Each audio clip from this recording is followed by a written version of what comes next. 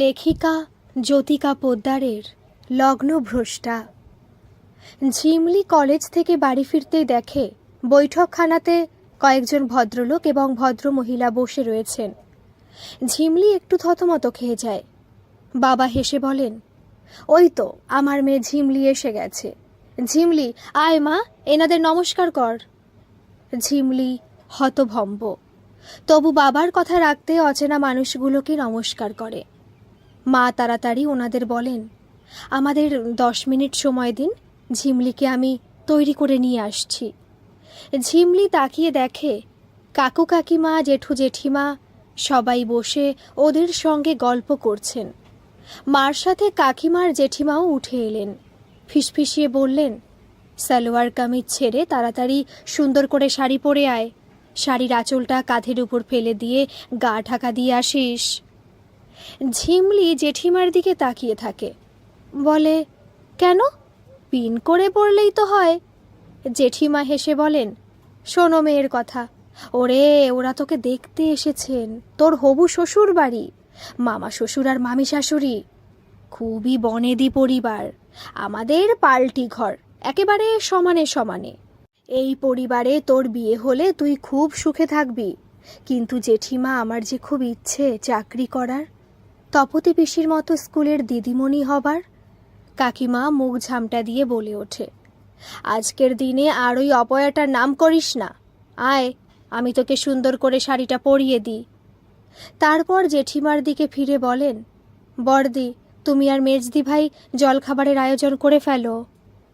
মা যেতে যেতে বলেন, জানিস ছোট, আমি ঠাকুরকে ডাকছি, ঝিমলিকে যেন আজকেই ওনাদের পছন্দ হয়ে যায়। ঝিমলি তাড়াতাড়ি বলে, ওনারা পছন্দ করলেই হবে? ছেলেকে দেখলাম না এখনো, আমার পছন্দ অপছন্দও একটা ব্যাপার তো। কাকিমা হেসে বলেন, তুই বড্ড কথা বলিস ঝিমলি। আমাদের বাড়ির মেয়েরা তাদের নিজেদের বিয়ের ব্যাপারে কোনো কথা বলে না। বাবা মা এবং বাড়ির বড়রা যেখানে পছন্দ করেন সেখানেই বিয়ে হয়। বনেদি বাড়ির আভিজাত্যকে তুই ভুলিস না। তোর বাবা কাকা জেঠুরা তোর জন্য সুযোগ্য পাত্রই দেখবেন। নে, এখন আয়, তাড়াতাড়ি রেডি হয়ে নে। ঝিমলিকে সুন্দর করে শাড়ি পরিয়ে একদম পটের বিবি সাজিয়ে তার হাতে চায়ের ট্রে দিয়ে বসার ঘরে অতিথিদের সামনে যেতে বললেন মা কাকিমা জেঠিমা। কাকিমার সাথে ঝিমলি বসার ঘরে গিয়ে সবাইকে চা দিল। একজন ভদ্রমহিলা ঝিমলিকে তার পাশে বসতে বললেন। ঝিমলি কিন্তু কিন্তু করলেও বড় জেঠিমা ইশারায় বসতে বললেন। ঝিমলি বসলে উনি ঝিমলির থুতনিটা ধরে একটু তুলে বললেন, বাহ, বেশ মেয়ে। তারপর অপর ভদ্রমহিলার দিকে তাকিয়ে বললেন, বৌদি, আমার তো পছন্দ হয়েছে, তোমার? ওই ভদ্রমহিলা বললেন, দেখতে শুনতে তো মন্দ নয়, আমাদের মতো বড় ঘরের মেয়েদের এক নজরেই বোঝা যায়। তা তুমি কি এখনো পড়াশোনা করছো? ঝিমলি বলে, হ্যাঁ, এইটা আমার ফাইনাল ইয়ার। তারপর বিএড করে স্কুলে চাকরি করার ইচ্ছে আছে। শুনে দুই ভদ্রমহিলা হেসে গড়িয়ে পড়লেন।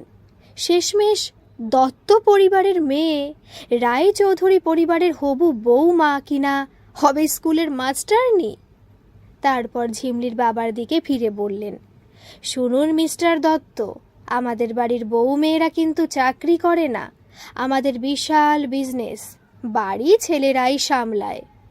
আমরা মেয়ে বউরা ঘরকন্যায় ব্যস্ত থাকি, যৌথ পরিবার, বুঝতেই তো পারছেন।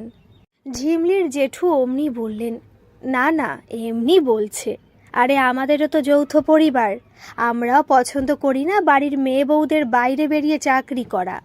ঠিক আছে, তাহলে এই কথাই রইল, সামনের সপ্তাহে ছেলেকে নিয়ে আসবো, তখন একেবারে বিয়ের দিনক্ষণ পাকা করে যাব। ভদ্রলোক দুজন দুই ভদ্রমহিলার মতে মত মেলালেন। ওনারা চলে যেতে ঝিমলি বলে, আমার নিজের ইচ্ছা স্বাবলম্বী হওয়া, বাড়ির বউ মেয়েরা চাকরি করলে কি অসুবিধা হয়? তোমরা আজকালকার যুগেও বনেদিয়ানার আড়ে আর কত ঘরের বউ মেয়েদের চাপে রাখবে বলো তো? এই যে তপতি পিসি কি সুন্দর স্কুলে চাকরি করে, নিজে স্বাবলম্বী, বাবা কাকা জেঠু কারুর দয়া বেঁচে নেই, অনেক ছাত্রছাত্রীকে বিনা পয়সায় পড়ায়। এটাই তো আমাদের বাড়ির জন্য কতটা গর্বের ব্যাপার। জেঠিমা গর্জে উঠে বলেন, গর্ব না ছাই, ওর কুকর্মের জন্য আমাদের পরিবারের সারা জীবনের মতো বদনাম হয়ে গেছে। শ্বশুর শাশুড়ি তো আর কোনোদিন ওর মুখ দেখেনি। আমাদেরও মানা করেছে ওর সঙ্গে কথা বলতে। শুধু এই বাড়ির মেয়ে বলে বাড়ির পিছন দিকে একটু থাকার জায়গা দেওয়া হয়েছে। খুব দেমাক আর অহংকার, ওর নিজের অহংকারের জন্যই ওর পতন ঘটেছে। নিজের তো আর সারা জীবনে বিয়ের পাত্র জুটল না। ওর অপবাদের জন্য এখন বাড়ির মেয়েগুলোকে ভালোয় ভালোয় ভালো ঘরে বিয়ে দিতে পারলে আমরা বাঁচি। তুই আর এই নিয়ে বেশি কথা বলিস না, আর ওই তপতির নাম তো আমাদের সামনে কখনো করিস না। ঝিমলি বুঝতে পারে না বাড়ির সবাই তপতি পিসির উপর এত খাপ্পা কেন। নিজের আত্মমর্যাদা আর সম্মানবোধকে বজায় রাখার জন্য পিসি যে পদক্ষেপ নিয়েছে তাকে সম্মান করে ঝিমলি। পিসির জীবনের সব ঘটনা জানার পর থেকে মনে মনে পিসির প্রতি তার শ্রদ্ধা বেড়ে গেছে। তপতি পিসি ঝিমলির আদর্শ। ঝিমলি ছোটবেলা থেকেই দেখছে তপতি পিসিকে সবাই এড়িয়ে চলে। তপতি পিসি নাকি লগ্নভ্রষ্টা। ঝিমলি বড় হয়ে জেনেছে যথেষ্ট দেওয়া সত্ত্বেও বিয়ের আসরে পাত্রপক্ষ আরও দাবি দাওয়া করলে পিসি নাকি রেগে হবু বরের গালে এক থাপ্পড় মেরে নিজেই বিয়ে ভেঙে দেয়। ঝিমলিদের বনেদি পরিবার, অগাধ টাকার মালিক তারা। সোনা হিরে জহরতে মুড়ে তারা বাড়ির মেয়েদের শ্বশুরবাড়ি পাঠায়। সঙ্গে মেয়ের শ্বশুরবাড়ির লোকদের জন্য দেদার বহু মূল্যবান উপঢৌকন। তাই বাপের বাড়ি লোকের দেওয়ার সামর্থ্য থাকা সত্ত্বেও বিয়ে ভেঙে দেওয়ায় পিসিকে সবাই দোষারোপ করে। পিসি নাকি কুশিক্ষার আধার। নিজের দেমাক আর অহংকারে ও এইরকম সুপাত্র হাতছাড়া করল। নে, এইবার লগ্নপ্রষ্ঠা হয়ে সারা জীবন মর। বিয়ের আসরে হবু বরকে চড় মারার খবর সারা এলাকায় আগুনের ফুলকির মতো ছড়িয়ে পড়েছে। তাদের ঐতিহ্যপূর্ণ বনেদি বাড়ির খুব অসম্মান হলো। সেই থেকে বাড়ির লোকজনদের তপতি পিসির উপর খুব রাগ। তপতি পিসির সাথে বাড়ির বউমেয়েরা কেউ মেশে না, পাছে তার কুশিক্ষা সবার মধ্যে ছড়িয়ে পড়ে। পিসি বাড়ির পিছন দিকের একটা ঘরে একা থাকে। নিজেই চেষ্টা চরিত্র করে পাড়ারই একটা ছোট্ট স্কুলে চাকরি করে। আবার পাড়ার গরিব ছেলে মেয়েদের বিনা পয়সায় টিউশনিও দেয়। কিন্তু মা কাকিমা জেঠিমা এবং তার আরও দুই পিসি মোটেও তপতি পিসিকে সহ্য করতে পারে না। ঝিমলিকে পিসির সাথে কথাও পর্যন্ত বলতে দেয় না। অথচ পিসিকে খুব ভালো লাগে ঝিমলির। মাঝে মাঝে ছাদে সন্ধেবেলায় ঝিমলির সাথে পিসির দেখা হলে অল্প স্বল্প কথা গল্প হয়। পিসি শুধু একটা কথাই বলে, নিজের সম্মান বিকিয়ে কোনো কাজ নয়। সবসময় মনে রাখবি, যতই বড়লোক পরিবারের মেয়ে হোক না কেন, মেয়েরা বেচা কেনার সামগ্রী নয়, তাদের স্বতন্ত্র অস্তিত্ব আছে। ঝিমলির ফাইনাল পরীক্ষার আগেই কয়েকবার রায়চৌধুরী বাড়ি থেকে সবাই এসে কথাবার্তা বলে গেছে। ঝিমলির পরীক্ষার পরপরই রায়চৌধুরী বাড়ি থেকে তাদের একমাত্র ছেলে অম্লান এসে ঝিমলিকে দেখে গেল। সঙ্গে ওর বাবা মা এসেছিলেন। ঝিমলি চাইছিল অম্লানের সঙ্গে একান্তে একটু কথা বলতে, কিন্তু দুই বাড়ির কারুরই সেরকম আগ্রহ দেখা গেল না। এমনকি অম্লান তার ফোন নাম্বারটা পর্যন্ত ঝিমলিকে দিল না। বাড়ির বড়রা মিলে বিয়ের দিনক্ষণ ঠিক করে ফেলল। অম্লানদের বাড়ি থেকে বিশাল লিস্ট দেওয়া হলো। বরের বাড়ি কত তত্ত্ব যাবে, গয়নাগাটি কীরকম দেওয়া হবে, বাসনপত্র, দান সামগ্রী, সব মিলিয়ে এলাহি ব্যাপার। দুই বিখ্যাত বনেদি পরিবার দত্ত আর রায়চৌধুরীর আত্মীয়তা গড়ে উঠবে এই বিয়ের মাধ্যমে। এতে দুই পরিবারই খুশি। রায়চৌধুরী পরিবার থেকে যা চাওয়া হচ্ছে দত্ত পরিবার দরাজভাবে তাতেই সহমতি দিচ্ছে। ঝিমলি বারবার মানা করছে, এখানে বিয়ে করব না, কিন্তু সবাই তাকে বলছে বড়দের ব্যাপারে তুমি থেকো না। শেষ পর্যন্ত ঝিমলি তার মাকে বলে, মা কেন জোর করে আমার এখানে বিয়ে দিচ্ছ? এটা তো বিয়ে নয়, যেন মনে হচ্ছে মেয়ে কেনা বেচা চলছে। মা বলেন, একদম চুপ কর, বড়রা যা করছে তার মধ্যে তুই নাক গলাস না। তুই খাওয়া দাওয়া কর, স্বাস্থ্যের যত্ন নে, বিউটি পার্লারে যা, যা মন চায় কেনাকাটা কর, কিন্তু বড়দের ব্যাপারে একদম মাথা গলাবি না। আমরা যা করছি সব তোর ভালোর জন্যই করছি। এই পরিবারে বিয়ে হলে তুই সুখী হবি। ঝিমলি মনে মনে বলে, বিয়ের আগেই যাদের এত দাবি দেওয়া, বিয়ের পর না জানি কত হবে। এই পরিবারে বিয়ে হয়ে কি করে সুখে থাকবো? কেন যে মা তোমরা বুঝতে চাইছো না? পাছে তপতি পিসি ঝিমলিকে আবার কোনো কুমন্ত্রণা দেয়, তার জন্য ঝিমলিকে ছাদে যেতে বারণ করেছে সবাই। তবু যদি একান্ত যেতে হয়, সঙ্গে হয় মা নয় কাকিমা জেঠিমা থাকছে। ঝিমলির মনে হচ্ছে তার চারদিকে একটা চক্রব্যূহ রচনা হয়ে যাচ্ছে যেন। দিন দিন মনমরা হয়ে যায় ঝিমলি। কি করবে বুঝে উঠতে পারে না। তাদের বাড়ির মর্যাদার কথাও তাকে ভাবতে হচ্ছে। ছোটবেলা থেকে ঝিমলি জেঠু, বাবা, কাকা, জেঠিমা, কাকিমা, জ্যাঠতুতো, খুড়তুতো দাদাভাইদের খুব প্রিয়। দত্তবাড়ির একমাত্র কন্যা, সবার নয়নের মণি।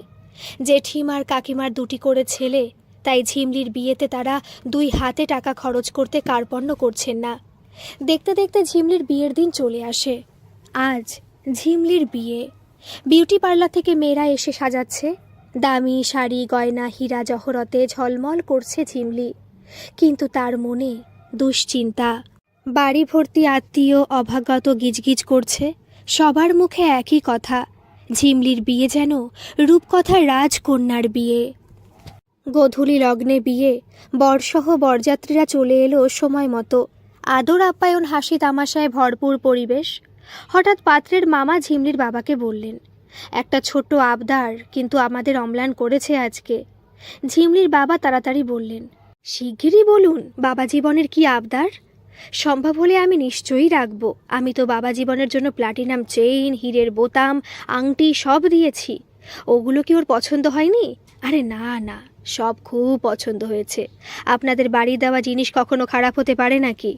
আসলে বুঝতেই পারছেন, আমরা পণ প্রথার বিরোধী, তাই এই বিয়েতে টাকা পয়সার লেনদেন হয়নি। ঝিমলির বাবা হাত জোর করে বললেন, এটাই তো বনেদি বাড়ির উদার মনের পরিচয়। আমাদের পরিবারে বিয়েতে নগদ টাকা পয়সার লেনদেন হয় না তো। তা বাবা জীবনের আবদারটা কি? একটা 4 চাকা চাই। ঝিমলির বাবা হাসতে হাসতে বলে, ও এই ব্যাপার? আরে আমি তো ভেবে রেখেছিলাম ফুলশয্যার দিন আপনাদের বাড়ি গিয়ে বাবা জীবনের হাতে নতুন গাড়ির চাবি তুলেই দেব। ক্রমে ক্রমে কথাটা ঝিমলির কানে পৌঁছালো। ঝিমলি অবাক হয়ে গেল পাত্রপক্ষের হঠাৎ গাড়ির দাবিতে তার বাবাকে এক কথায় রাজি দেখে। মেয়েকে অদেও তার কিছু নেই। বধূ বেশে ঝিমলি এগিয়ে এলো বিবাহ মণ্ডপের দিকে। এরপর আর না, এবার তাকে কথা বলতেই হবে। বাবাকে ডেকে বলল, আমি এই বিয়ে করব না। এমনিতেই ঝিমলিকে বিয়ের মণ্ডপে আসতে দেখে সবাই অবাক। তার মধ্যে ঝিমলির এই কথা শুনে সবাই আরও হতবাক। কিন্তু এবার বেঁকে বসল ঝিমলি। উচ্চস্বরে বলল, এরকম হাবাতে ঘরে বিয়ে করব না। সবাই ঝিমলিকে চুপ করতে বলল, তুই এসব বড়দের ব্যাপারের মধ্যে পড়িস না। তোর বাবার সামর্থ্য আছে দেওয়ার, অতএব পাত্রপক্ষকে দিক। এতে আমাদের বনেদি বাড়ির সম্মান বাড়বে। পাত্র তোর যোগ্য। এই বিয়ে ভেঙে গেলে তুই যে লগ্নভ্রষ্টা হবি, আমাদের বংশের মুখে যে কালি পড়বে। ঝিমলি বলল, 25 বছর আগে তপতী পিসি যে আত্মমর্যাদা বোধ দেখিয়েছে তা আমাকে অনুপ্রাণিত করেছে নিজের আত্মমর্যাদা বোধকে বজায় রাখতে। কিছুতেই আমি এই রকম বাড়িতে বিয়ে করব না, যেখানে বিয়ের আসরে মেয়েদেরকে পণ্য ভেবে দরদাম চলে। আর আমি তো এই কাপুরুষটাকে কোনো মতে বিয়ে করতে রাজি নই।